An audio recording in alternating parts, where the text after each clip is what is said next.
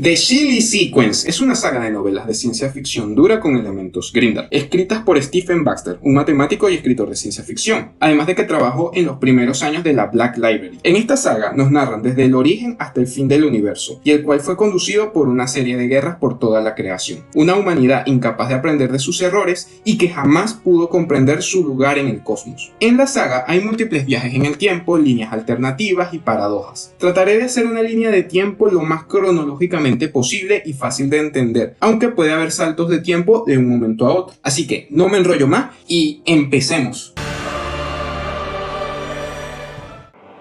No había lugar, no había tiempo. Un observador humano no habría reconocido nada allí. Ni masa, ni energía, ni fuerza. Solo había una espuma ondulante y aleatoria cuya geometría fragmentada cambiaba constantemente. Incluso la causalidad era un sueño absurdo. El ordenado espacio-tiempo con el que los humanos estaban familiarizados estaba impregnado de energía del vacío, de la cual partículas virtuales, electrones y quarks surgían burbujeando para luego dispersarse o aniquilarse. Sus breves paseos por el escenario estaban regidos por la incertidumbre cuántica. En este lugar extraordinario, universos enteros burbujeaban de la espuma para expandirse y disiparse, o para colapsar en una llamarada desesperanzada. Esta caótica cabalgata de posibilidades, este lugar de no ser donde los universos enteros se agrupaban en arrecifes de espuma, estaba bañado por una luz más allá de la luz. Pero incluso en este caldero de extrañeza había vida. Incluso aquí había mente, llamémoslas mónadas. Las monadas fueron la primera conciencia. Estaban en un ciclo perpetuo de creación y destrucción de todas las realidades. Para ellas no era más que dormir y despertar. Similar al dios Azathoth de los mitos de Cthulhu, todo lo que existe es un simple sueño y acaba cuando estás despierta. En este ciclo perpetuo, todas las historias ya fueron contadas, todos los finales ya ocurrieron, pero al menos eran únicos en su estilo. En uno de sus ciclos constantes surgió infinidades de universos, cada uno con sus leyes físicas. En algunos la gravedad era mayor, en otros el tiempo viajaba al revés, la velocidad de la luz era otra constante, en algunos las fuerzas fundamentales no se separaron.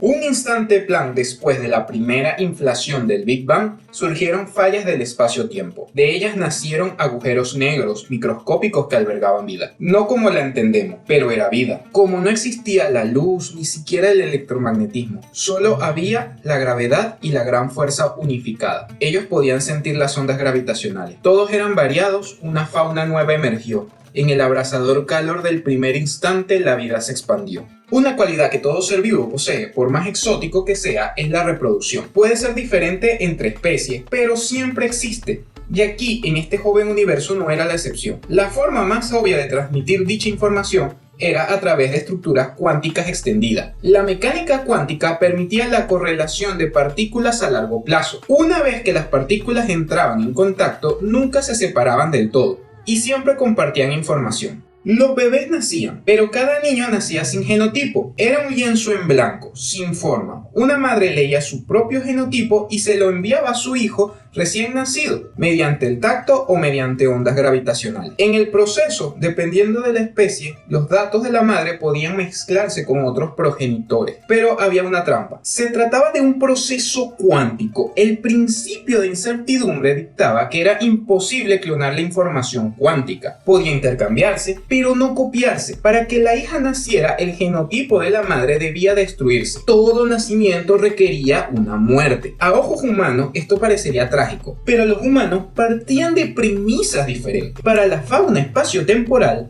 la vida era rica, era maravillosa, y la interrelación entre el nacimiento y la muerte, lo más maravilloso de todo. Con el surgimiento de la conciencia, las primeras canciones jamás cantadas se centraron en la exquisita belleza de la necrogénesis.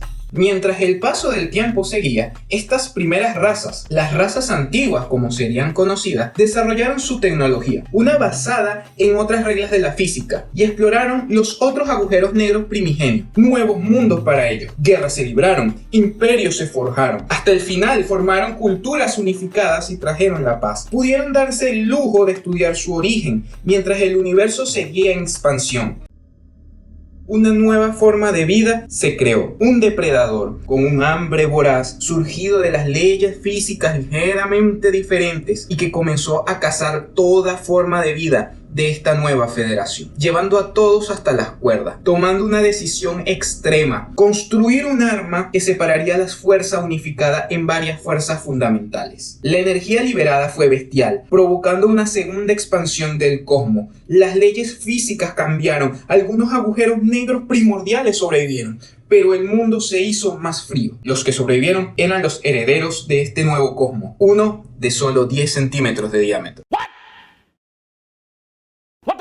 En este frío nuevo cosmos se tuvieron que adaptar. Se hizo posible la luz y consiguieron algo nuevo: materia bariónica. Aquí una explicación: la materia bariónica es la materia normal que conocemos. Por ejemplo, tú, yo, el sol, el aire, el agua, todos nosotros somos materia bariónica. Pero en sus fases más simples, quarks y antiquarks de la antimateria. Había una cantidad igual entre materia y antimateria constantemente aniquilándose y liberando cantidades de energía. Aunque este cosmos era helado para las razas antiguas, seguía siendo muy caliente para que se formaran moléculas, átomos y protones. Aún así, se adaptaron, formaron nuevas culturas, nuevas formas de arte, imperios, nuevos romances. Entre las islas de quarks y gluones seguía la aniquilación de la materia y la antimateria. Los científicos se dieron cuenta que al continuar, al tener la misma cantidad, moriría toda materia bariónica y por ende la vida dejaría de ser sostenible, algo desalentador, por lo que decidieron volver a jugar con las reglas del cosmos, disminuyendo drásticamente la cantidad de antipartículas. Todo esto habría ocurrido tan solo un microsegundo después del Big Bang, pero para ellos era una eternidad.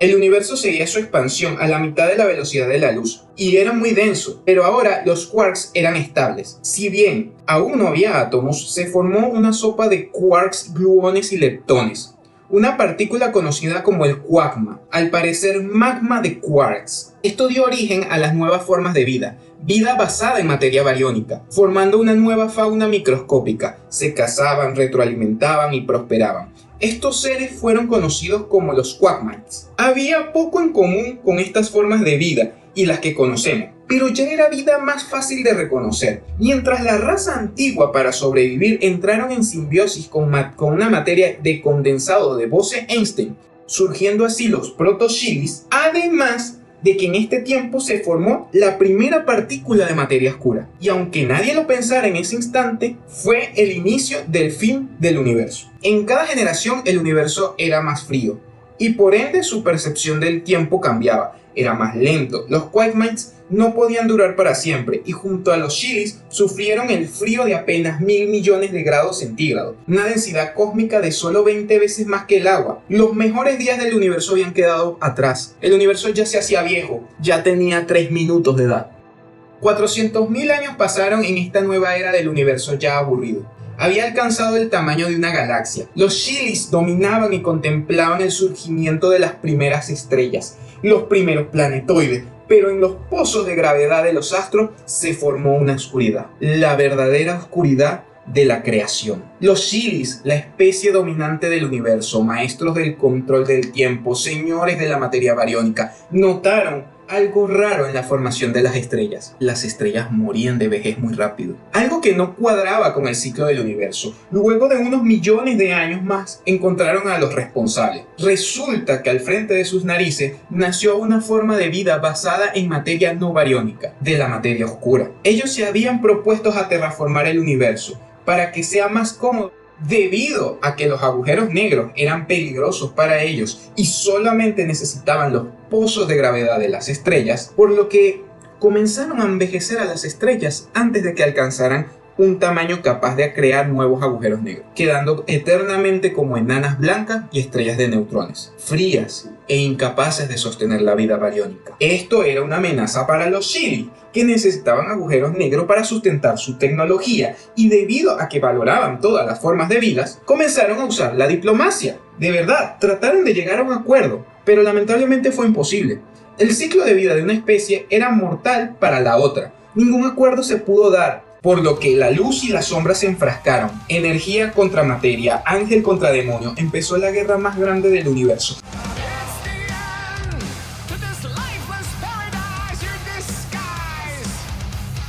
y la que decidiría el destino de todos. Una más allá de los mitos que crearía el hombre, una que cubriría todas las posibles líneas de tiempo. Lo que pudo haber empezado como un control de plagas para los Xili, rápidamente se volvió una batalla por retener lo inevitable. Estos seres, que en el futuro serían bautizados como pájaros de Fotinos por los humanos, eran de materia oscura. Esto significa que ni la materia bariónica ni la energía puede tocarlos. Era como tratar de golpear un fantasma. Ni la propia luz le lograba dar, por lo que son absolutamente invisibles e intangibles. Solo se puede entrar en contacto con ellos por la gravedad. Estos, al ser seres tan densos en la naturaleza, solo la gravedad de un agujero negro supermasivo era capaz de matarlo. Debido a esto, los Xilis comenzaron a desarrollar naves de guerra, los llamados Night Fighters, con armamento gravitacional, rayos gravitacionales reviente estrella, alas de fallos del espacio-tiempo que crean cuchillas que cortan la realidad. Pero eso no era suficiente, los pájaros eran demasiados. El 90% de la materia del universo es materia oscura, y enfrentarlo era como enfrentar al universo entero. Algunos pájaros directamente podían alcanzar el tamaño de galaxias, y un grupo de ellos eran capaces de arrojar galaxias enteras a casi la velocidad de la luz. Los Xili tomaron todos los recursos del universo, usaron los supercúmulos de galaxias como trinchera, desarrollaron cuerdas cósmicas para destruir las galaxias que les arrojaban. Pero esto les causaba un gran estrés a los Xili, porque para defenderse debían exterminar a millones de formas de vida que comenzaban a surgir. Esto los llevó al punto de tener que usar sus viajes en el tiempo, pero esto tampoco funcionó. Los Xilis se debieron haber horrorizado al ver que los pájaros también pueden viajar en el tiempo y además son inmunes a las paradojas temporales, por lo que los Xilis tuvieron que usar los viajes constantes en el tiempo para mejorar tanto su tecnología como seguir evolucionando. En el tiempo del universo, su batalla duró 2.000 millones de años y destruyó la mayoría de vida que se formaba. Pero en tiempo subjetivo de los Xili debió ser muchísimo más. Esto es debido a los constantes viajes en el tiempo, luchas en múltiples líneas de tiempo, combates entre dimensiones superiores e inferiores, además de tener que vivir el horror constante de destruir una y otra vez vidas inocentes, en bucles de tiempo interminables. Los pájaros llevaron los Xilis hasta el límite. No había una forma para detenerlos sin tener que destruir el universo entero y todas sus variables y líneas de tiempo. Pero hacer eso no era ganar, por lo que tomaron medidas extremas. Comenzaron la construcción de un anillo de billones de años luz de diámetro, construido con cuerda cósmica, forjada con billones de estrellas, emanando una fuerza gravitacional tan extrema que los humanos, millones de años después, llamarían a sus efectos gravitacionales como el gran atractor y también la última esperanza de este universo condenado. Los eones pasaron y una galaxia por suerte estuvo lejos del centro del conflicto. Esta galaxia, que sería llamada como la Vía Láctea, se llenó de vida. Vida inteligente, sí, pero ignorantes de lo que sucedía en el cosmos. Aunque algunas civilizaciones encontraban en sus planetas tecnología abandonada por los Xilis, chatarra para las razas antiguas, ya que en esta guerra no podían estar pendientes de limpiar sus restos, pero esto le dio a las razas jóvenes un enorme salto tecnológico. Ya no importaba innovar o la creatividad, lo que importaba era conseguir la tecnología de los Xilis. Algunas razas les rezaban y adoraban como dioses, esperando que la tecnología cayera del cielo. Otros libraron guerras y extinguían especies enteras para robar la chatarra Xili. Otros mucho más inteligentes entraron en el juego del comercio, la compra y venta. Mientras ríos de sangre corrían por diversos mundos, un pequeño planeta azul, conocido como la Tierra, se mantuvo ajeno. La vida surgió de los mares y la historia siguió su curso de la forma en la que nosotros conocemos, hasta aproximadamente el siglo V después de nuestro Señor Jesucristo. A partir de este punto, todo comenzaría a cambiar. Durante las primeras conquistas de los sajones a Britania, Regina, la hija del líder de un asentamiento pagano y esclavista que adoraban a 3 diosas madres de la naturaleza, es obligada a huir luego de la muerte de su padre. Abandonando a su madre, su vida luego de esto se volvería un infierno. No puedo ser muy descriptivo, pero luego de quedar en ruinas y tener que vivir junto a los esclavos, digamos que fue violentada en su adolescencia por un familiar de los esclavos, lo cual la dejó embarazada. De ahí tuvo que arreglárselas para criar a su hija, durante incendios y ataques de los sajones, que no eran precisamente muy amables con las mujeres. Ya a sus 27 años, con su hija entrando en la adolescencia, debió asesinar a un sajón que trataba de no hacer cosas muy amigables con su hija y fueron salvadas por un señor de la guerra conocido como Arturus. Arturus se casó con Regina. Regina aceptó porque era una forma de protegerse a ella y a su hija, pero la violencia, la crueldad y la ambición de Arturus horrorizaba a Regina. Arturus no quería parar no solo con detener a los sajones, sino quería llegar hasta Roma y vestir el púrpura del César. Sabiendo que seguir así tarde o temprano Regina y su hija fallecerían, Regina decidió huir. Luego de pasar por lo impensable para llegar hasta Londinium, encontró al padre de su hija que extorsionó. Regina pensaba que usar ese dinero para llegar hasta los asentamientos de sus padres. Ahí se encontró con su madre, que resulta que su secta pagana en la que ella se había criado comenzaron a usar simbología cristiana para pasar desapercibidas, aunque seguían manteniendo sus rituales y adoraciones a las tres diosas, solamente que ahora disfrazadas como la Virgen María. Sé que para muchos en este punto estarán un poco descolocados por el cambio de historia espacial a medieval, pero tienen su razón, así que tengan paciencia, por favor.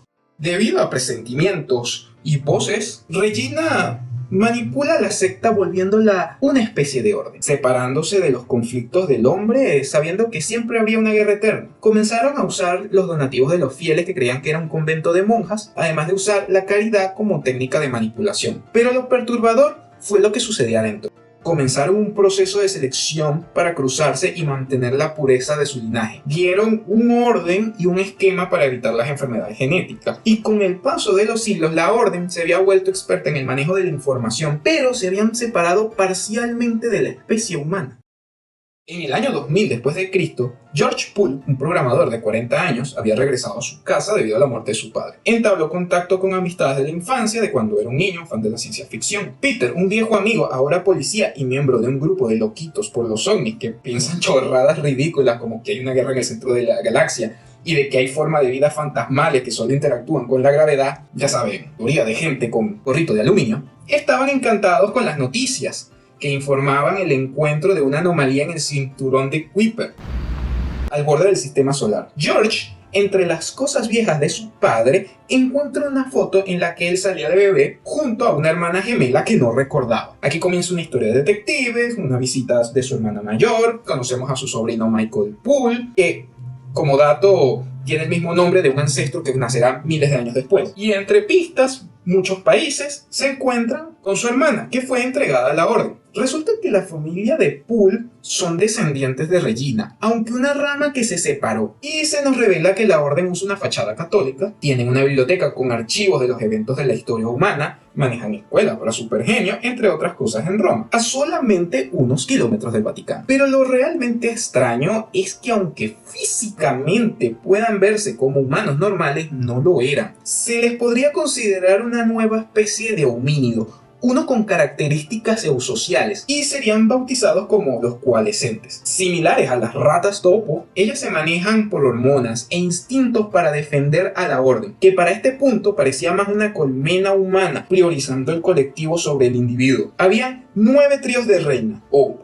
madres, que podían dar a luz. Luego de copular una única vez, se mantenían embarazadas y dando hijos cada 3 meses. Para evitar enfermedades genéticas, cada cierto tiempo localizaban una rama separada de la colmena para tener nuevos miembros para procrear. Y querían volver a George una especie de, semental. George fue seguido por Peter, que resultó ser un terrorista. Además de ser un loquito de los aliens, pensaba que una voz de superinteligencia del futuro lo mandaba a realizar atentados y ahí a destruir la colmena humana. Había dejado bombas por todas partes y las detonó, muriendo tanto Peter y destruyendo la colmena. George logra escapar y salvar a una de las madres y logra conseguir a una familia que se encargue de ella. Culparon al incidente a extremistas de Medio Oriente, pero siendo este el primer encuentro de una especie poshumana. aunque no sería el último. Sé que en esta parte del relato puede sonar un poco escueto, pero es que de verdad tuve que tapar demasiados eventos turbios que ocurrieron. Saltamos unas décadas al futuro. Se funda una empresa llamada Paradoxa, que empezó como una empresa que quería llevar a la gente a Marte, pero con el pasar de los siglos logró mantenerse como una de las empresas más importantes en todo el área espacial. Irónicamente, el primer planeta del sistema solar en ser terraformado no fue Marte, sino la mismísima Tierra, debido a la contaminación y el abuso de los recursos. Ahora sí, saltemos a casi un milenio después.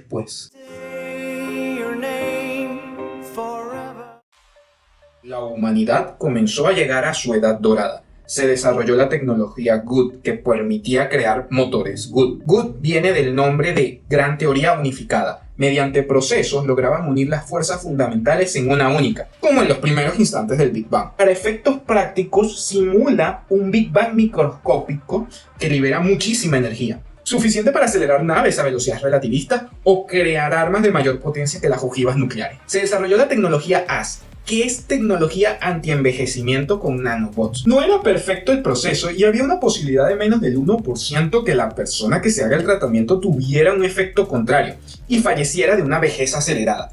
Aún así, el riesgo lo valía para la mayoría de la población.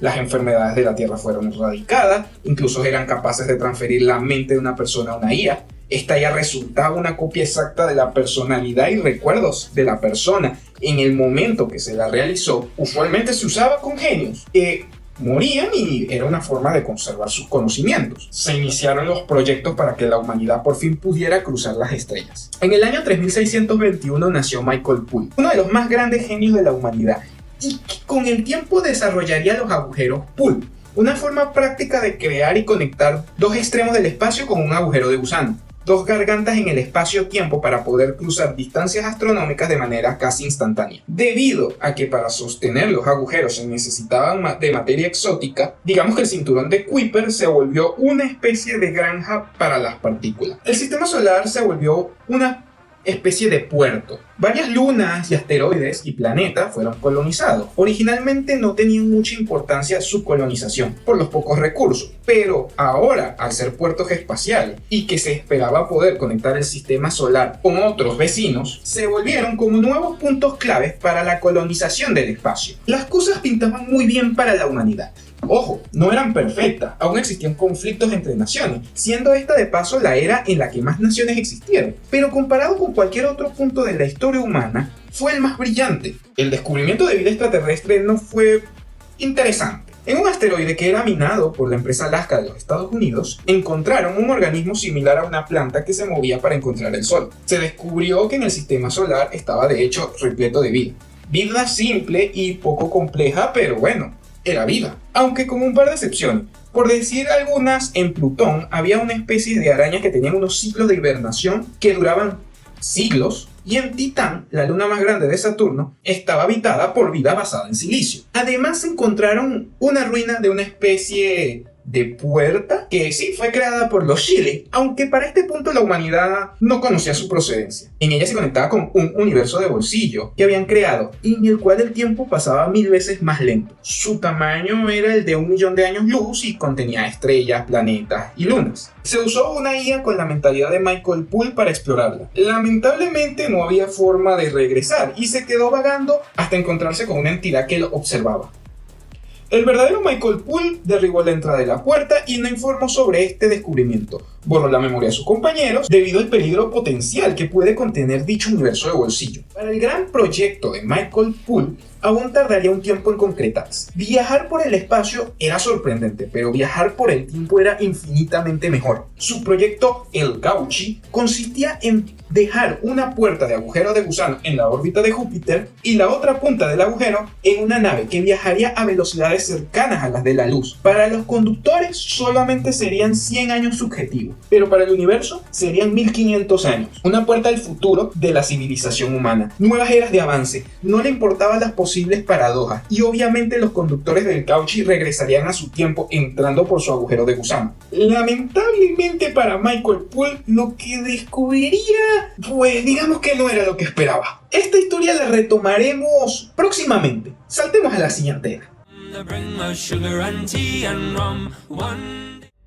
En el año 4874 después de Cristo, la humanidad se encontraría con la primera forma de vida inteligente extrasolar, en el vacío entre las estrellas. Los colonos humanos, mientras navegaban, oyeron en sus cajas de comunicaciones la palabra Skin. Los Skin, que en su lengua significa pueblo sabio, era una raza similar a peces, pero con la cualidad que sus mentes estaban conectadas por telepatía. Si bien no era una mente enjambre, podrían transmitir sus emociones y pensamientos con los demás miembros de su especie. Por eso mismo, ellos no se veían así como individuos, sino como un colectivo. Por eso su nombre es de pueblo sabio, en contraposición a Homo sapiens, más individualista. Esto se reflejaba en su sistema numérico, que no usaban números enteros. Tenían una pequeña red de colonias comerciales a lo largo de algunos sistemas estelares. En el principio, las relaciones comerciales fueron de maravilla, e incluso irrumpieron el espacio humano con mucha publicidad y regalos. Hasta usaban cajas traductoras para comunicarse con las personas. Pero esta pequeña luna de miel duraría muy poco. Los Skin descubrieron que la humanidad no tenía motores más rápidos que la luz. Esto puso a ellos en una posición de ventaja inmensa. En un instante, cientos de naves cubrieron el espacio humano, incluyendo el sistema solar. Arrojaron una lluvia de asteroides que impactaron las principales ciudades del mundo. Los impactos libraron kilotones de energía, y aunque hubieran podido arrojar un asteroide extintivo, la verdad es que tenían intenciones más siniestras. La humanidad contraatacó, pero en solo 6 horas toda defensa humana fue aplastada. No podían darle a naves que se movían más rápido que la luz. A los días se descubrió que los asteroides tenían cepas de un patógeno modificado dormido, del que nada en la Tierra tenía defensa, y contaminó no solo a las personas, sino también a los animales, a las plantas. Murieron millones. La humanidad aceptó la rendición y aprendió una lección muy importante. Las luchas entre especies en el universo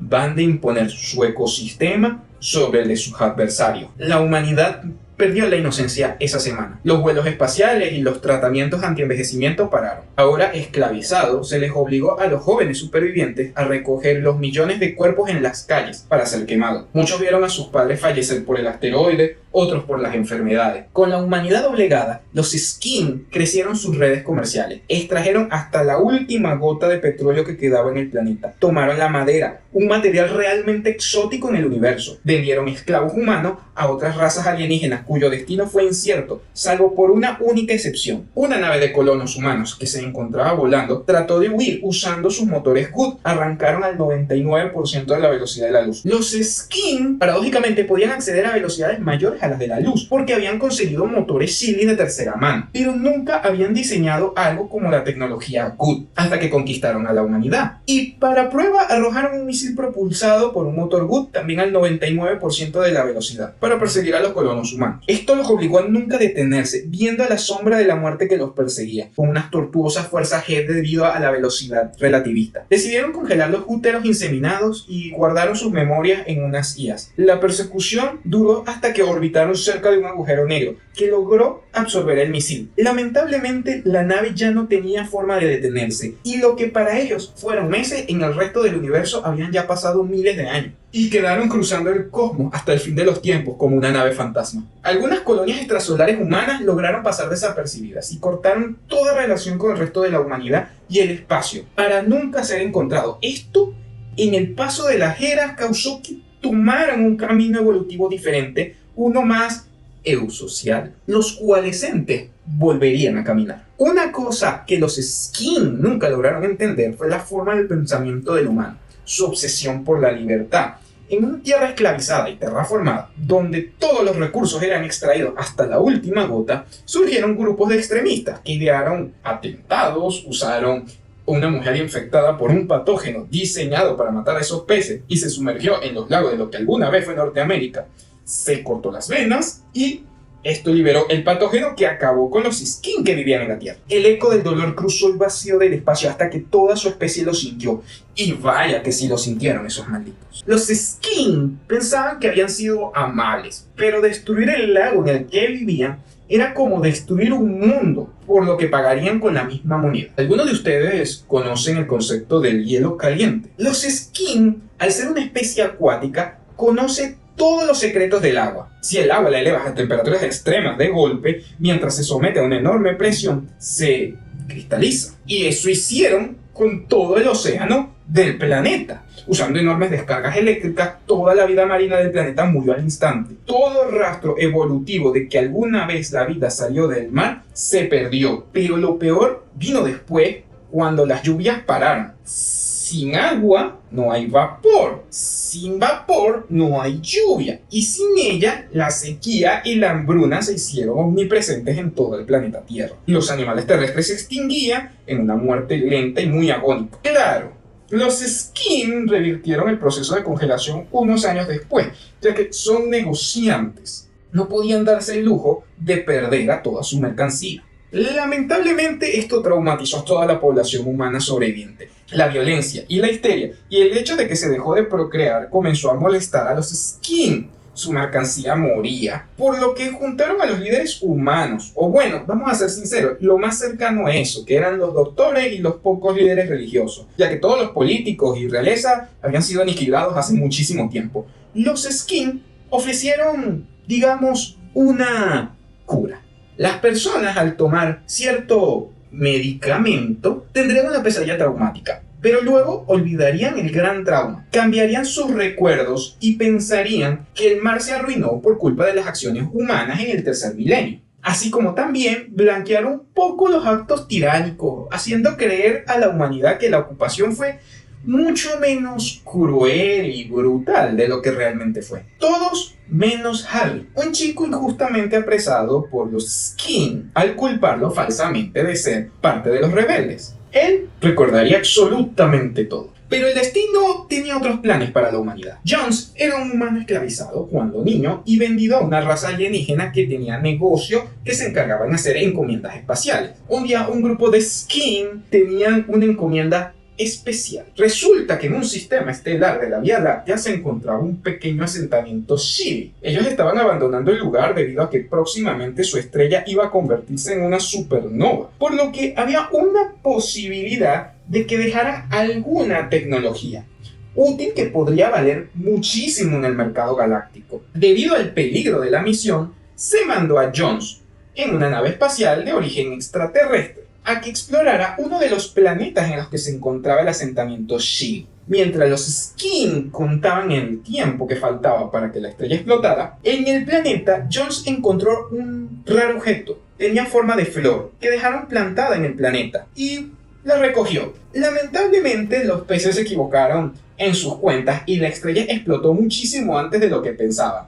Los Skin abandonaron a Jones a su suerte y escaparon del sistema estelar. Jones en órbita estaba tratando de huir y pensando que este era su fin, pero las llamas de la supernova estaban por consumir su nave. Pero algo pasó. La flor creció de tamaño, cubrió la nave y la protegió. Esta flor de los Shiris tenía una peculiaridad, y es que convierte toda energía que recibe en materia, específicamente en material de construcción Shiri. La flor no se calienta al convertir absolutamente toda la energía en materia. Ni siquiera una supernova es capaz de destruirla. Por eso, los Shiri siembran esto en lugares donde ocurrirán grandes liberaciones de energía. Jones ahora se encadena debido a que todos pensaban que había muerto, y ahora con una nave alienígena y con un objeto peligroso pero de mucho valor, maquinó un plan. Puso la flor en un espacio de una zona comercial, donde le pegaba constantemente la luz del sol, y esta comenzó a crecer y crecer y crecer sin control. Cada día era más colosal que el anterior. La flor no colapsaba, los alienígenas no tenían forma de destruirla, y de seguir así, todo el sector estelar podría ser aplastado por la flor. Así que Jones negoció, prometió revertir el proceso y vender la flor a cambio de los planos para hacer motores más rápidos que la velocidad de la luz. Y estos les fueron revelados. Y ahora la humanidad tenía una forma de crear naves que puedan igualar a las de sus captores. Al poco tiempo, los Skin, viendo la situación, decidieron abandonar el planeta. Aunque seguían tecnológicamente arriba de la humanidad, ya la ventaja no era tan abismal, y arriesgarse en una guerra que, si bien podrían ganar, también tendrían muchas bajas, por lo que prefirieron simplemente dejar libre al hombre. Simplemente la ocupación ya no era rentable. La ocupación de los Skin duró únicamente 48 años. año 4925, la humanidad comenzó a recuperarse de sus ruinas. Formaron un nuevo gobierno mundial conocido como la nueva ONU. Ahora, los vuelos espaciales más rápidos que la luz eran una posibilidad. Estos consistían en crear unos campos que suprimían una constante física, relajando la compactación entre dimensiones y permitiendo que la nave se mueva en la quinta dimensión espacial, y así ignorar la relatividad. En cristiano es que se abrió una nueva era de expansión humana. Durante esta era, la humanidad conquistó más mundos vecinos, volvieron las tecnologías AS, negociaron con otras especies alienígenas, pero consiguieron un asentamiento secreto de los Skin en una de las lunas de Saturno. La nueva ONU se estaba decidiendo de si dejarlos vivir o purgarlos, pero alguien que recordaba completamente el horror que causaron y no los recuerdos implantados, decidió contar la verdad al mundo. El asentamiento fue exterminado y televisado, y sí, se vislumbraba un nuevo futuro para la humanidad. Entre las especies nuevas con las que se entabló contacto la humanidad, se encontraban los Cax. Eran los mayores comerciantes de la galaxia y aún así nunca se presentaban presencialmente. Todos sus tratos eran desde sus enormes naves Spline, hechas de carne que podría recordar vagamente a la de un elefante y cubiertas de ojos, o por simplemente intermediarios. Pero realmente eran los mejores vendiendo y aprendiendo. Al inicio las relaciones comerciales iban de maravilla, pero los Cax tenían cierto interés en la historia humana. Habían algunos conceptos que consideraban fascinantes: dictaduras, ingeniería social, imperio, tirano. Ya saben, conceptos muy interesantes. Año 5088.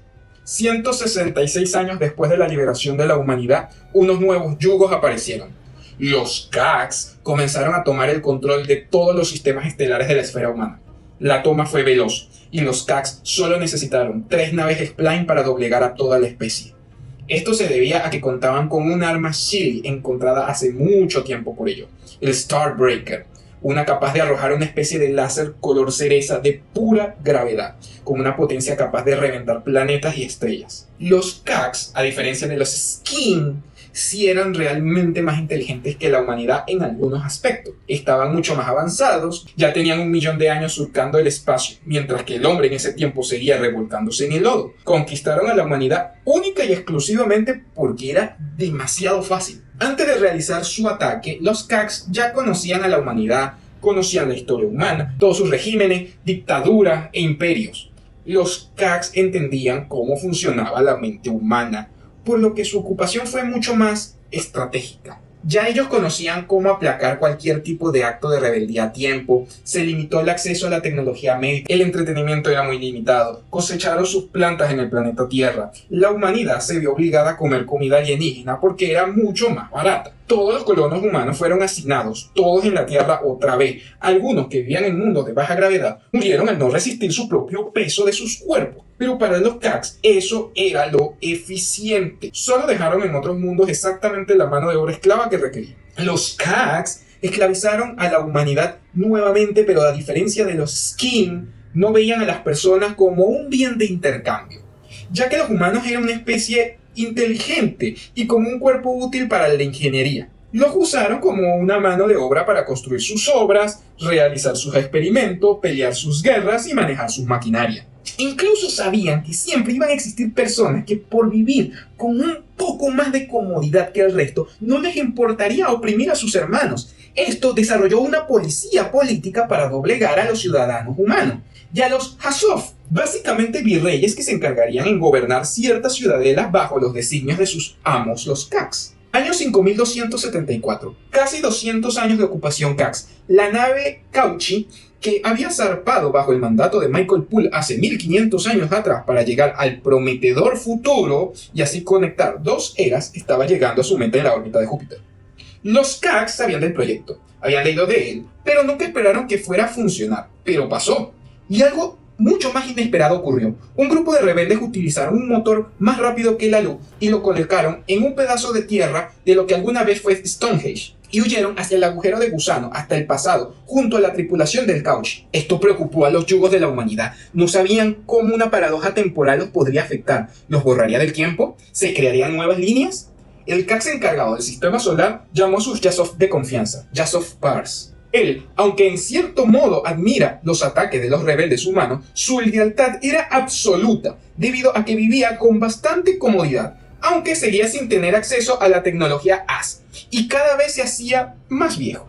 Con una voz electrónica, pero femenina, el Cax le comunicaba a Jace of Par sus planes para imponer una mano dura más extrema con toda la especie. El grupo de rebeldes que viajaron al pasado eran en parte una especie de secta religiosa que surgió bajo un punto desconocido en la historia. Se hacían llamar los amigos de Wigner. Aquí hay una breve explicación. Eugene Wigner fue un científico húngaro ganador del Nobel de Física que formuló una paradoja de la mecánica cuántica llamada la paradoja del amigo de Wigner.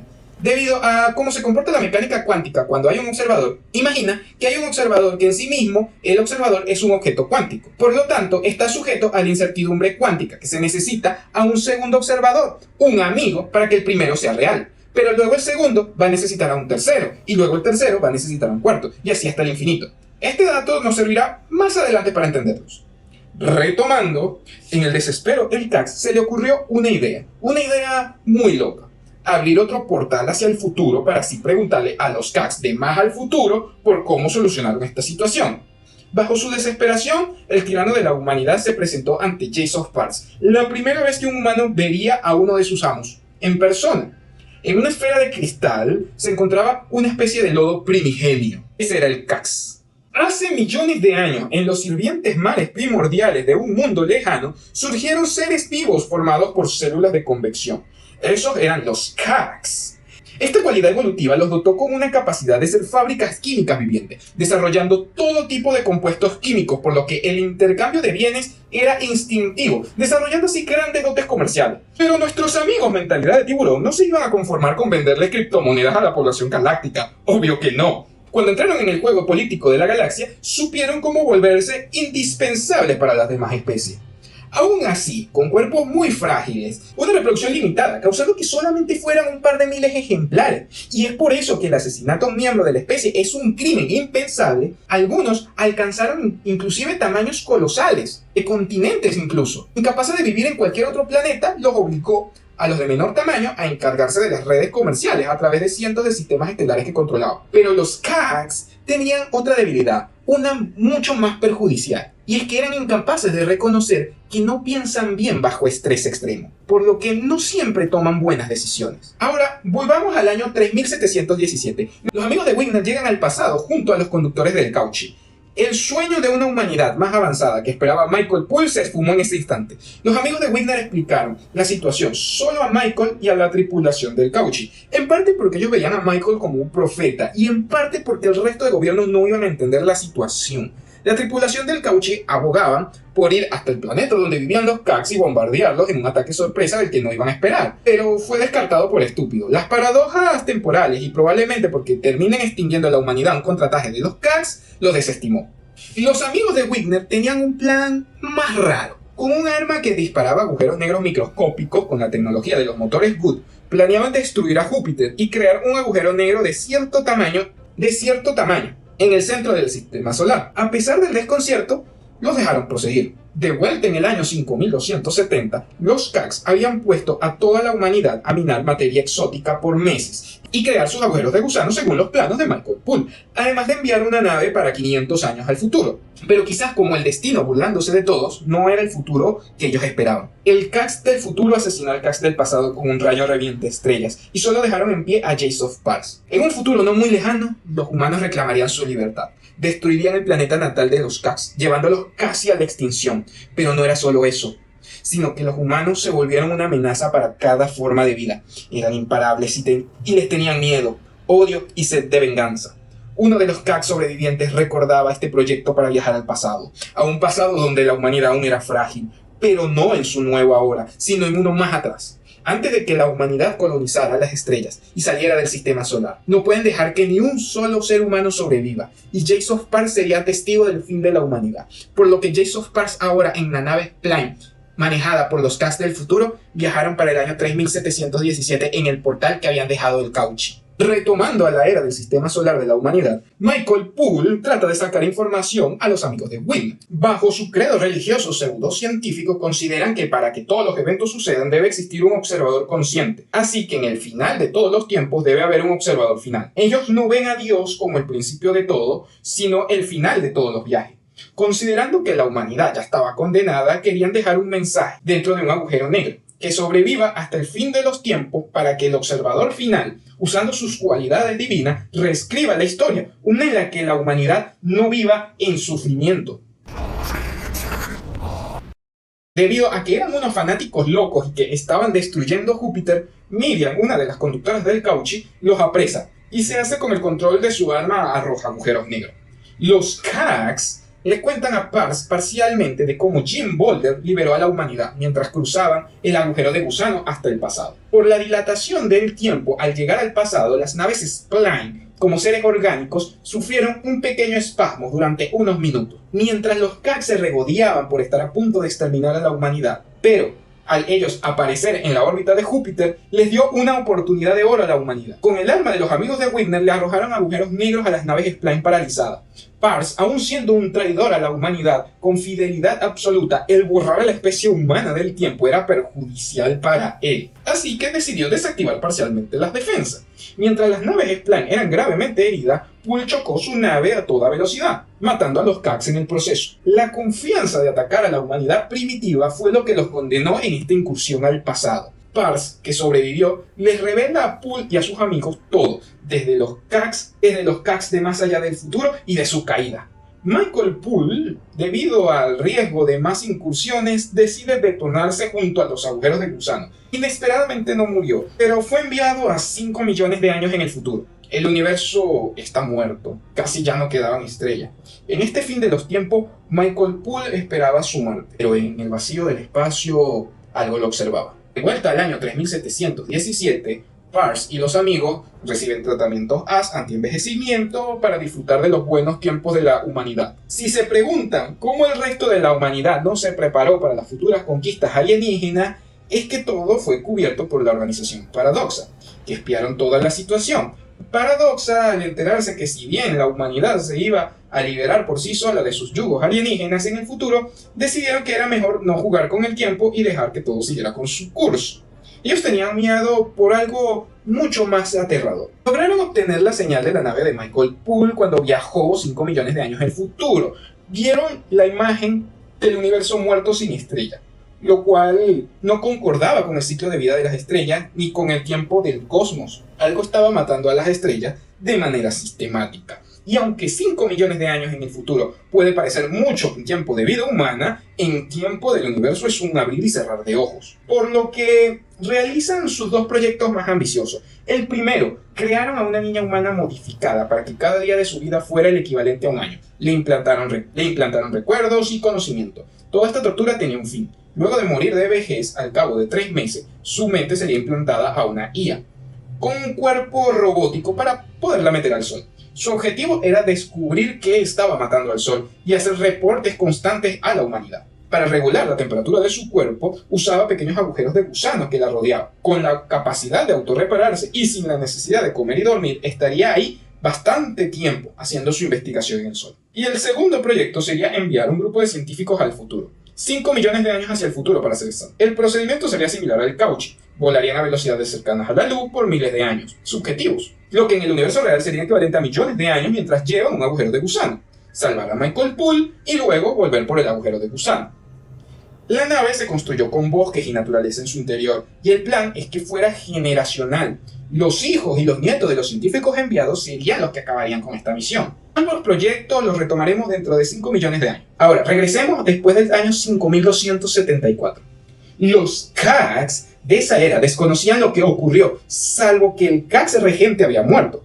Esto no lo tomaron muy bien, por lo que la opresión se recrudeció y el castigo fue ejemplar. Primero borraron toda la historia humana, todos los bancos de información y todo lo que alguna vez fue almacenado por el hombre fue erradicado. Luego con nanomáquinas destruyeron cualquier construcción humana, fósiles y rastros de la historia geológica. Sus mares se convirtieron en pantanos, Obligaron a la humanidad a solo hablar un idioma alienígena y toda la arquitectura fue reemplazada por una blanca y estéril. Ahora, la humanidad condenada a no conocer su historia, incapaces de leer o entender las ideas de sus ancestros, en un punto de vista más filosófico, se puede decir que acabaron con la humanidad. El castigo de los Cax fue borrar el pasado del hombre, y en un futuro no muy lejano hasta los propios Cax lamentarían esto. Aunque había excepciones. Los Jaysoth. Los Jaysoth fueron premiados con la inmortalidad, aunque no era un proceso perfecto. Algunos fueron condenados con la inmortalidad en su vejez, con todos los achaques, y otros con una niñez eterna, incapaces de llegar a la adolescencia. Pero también eran los únicos humanos que recordaban el pasado, sabían los idiomas del hombre, y esto era una especie de seguro de vida. Y fue así como por otro siglo más, en el año 5406, en un territorio de lo que en el pasado fue llamado Corea, Jim Boulder, alguna vez llamado el mejor piloto humano a la disposición de los Cax, se encontraba embriagado en un bar, hasta que una Jaysoth le dio una encomienda. Los Cax necesitaban de sus servicios en un planeta y tener el honor de ser uno de los pocos en conocerlos en persona. Los Cax habían logrado encontrar una nave de guerra Shili, un Night Fighter. Estaba parcialmente funcional, sus armas no servían, pero podía volar. Lamentablemente, por su forma, ningún Cax sería capaz de manejarlo. Pero un humano, y no un simple humano, sino el mejor conductor de la humanidad, era un caso aparte. Este honor viene con una misión. Los Cax quieren recabar información sobre lo que hacían los Shilis, en el que era conocido como el Gran Atractor. Cualquier información u objeto de ahí tendría un valor de sistemas estelares enteros. Cualquier raza daría mundos a los Cax solo por saber un poco de información. Aunque entre las demás especies de la galaxia los motores más rápidos que la luz eran comunes, seguían siendo muy lentos para llegar hasta el Gran Atractor y regresar. Además, que no sabían cómo actuarían los Shili ante un tipo de contacto así, pero con un Night Fighter era diferente. Esas cosas podían moverse miles de millones de veces más rápido que la luz. Las distancias entre las galaxias podían ser cruzadas en parpadeos. Luego de unos días de práctica, Jim Boulder voló hacia el Gran Atractor. Aunque volar no es el término correcto, las naves Shili son tan rápidas porque no se mueven. En su lugar, su motor mueve el universo mientras la nave se queda quieta. Así es capaz de ignorar cosas como la gravedad, la inercia o la relatividad. En el centro de todo, Jim Boulder vio galaxias despedazadas, a los Shili destruyendo estrellas para hacer cuerda cósmica para tejer un anillo gigante de millones de años luz. Es un arma, fue lo primero que pasó por su mente. Todas las razas alienígenas deberían unirse para enfrentar a los Shili antes de que se destruya la Vía Láctea, eso pensó. Pero los Cax no iban a dejar que compartiera esa información tan valiosa. De hecho, mientras los Cax manejaran todo, iban a condenar a la galaxia. Por un instante, la cárcel mental de adoctrinamiento Cax se hizo muy pequeña para él, y Boulder tenía una de las naves más rápidas en el universo, por lo que maquinó y comenzó a volar entre todos los sistemas estelares de los Cax. Cada instante años luz se cruzaban, los Cax se asustaron, sacaron sus naves ante la aparente traición. Las naves Cax no podían interceptar el Night Fighter, ni sus armas eran capaces de hacerle algo, todas menos una, la Starbreaker, al ser tecnología de origen Shili. Jim se le ocurrió impactar el Night Fighter contra la estrella del mundo capital de los Cax, pero él no era un suicida. Se bajó justo antes de que la nave fuera rumbo a la colisión. Los Cax predijeron eso y lograron interceptar la nave con un disparo Starbreaker, pero el roce del disparo fue lo suficientemente cerca de la estrella que entró en proceso de supernova. Lamentablemente para los Cax, la mayoría de los miembros de su raza eran tan grandes que era imposible evacuarlos, por lo que los supervivientes se tuvieron que reorganizar. La mayoría de los miembros de su raza eran tan grandes que era imposible de evacuarlos, por lo que los supervivientes se tuvieron que reorganizar. La mayoría de los Cax que estaban en otros sistemas los abandonaron, incluyendo la Tierra, para así poder recuperarse de la casi extinción que sufrió su especie de un momento a otro. Jim Boulder llamó al servicio de las naves Spline para que lo recogieran, solo para contemplar cómo los Cax tuvieron que huir de sus asentamientos, incluyendo de la Tierra. Eso le permitió a un fracasado y borracho como él volver a dormir y soñar. Soñar con un nuevo mañana para la humanidad. Soñar con una alianza entre especies. Lamentablemente para Jim Boulder, su sueño duraría muy poco. Solo mirar a los horrores de arriba en el espacio lo hizo olvidar que los mayores monstruos vienen de la Tierra y que en momentos de crisis es cuando surgen los peores. Uno que empequeñecerá a todos los tiranos anteriores, que condenará a la humanidad y bañará de fuego cada rincón de la galaxia.